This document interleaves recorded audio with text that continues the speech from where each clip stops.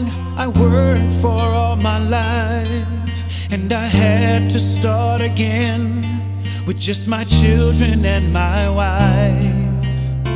I thank my lucky stars to be living here today, 'cause the flag still stands for freedom, and they can't take that away.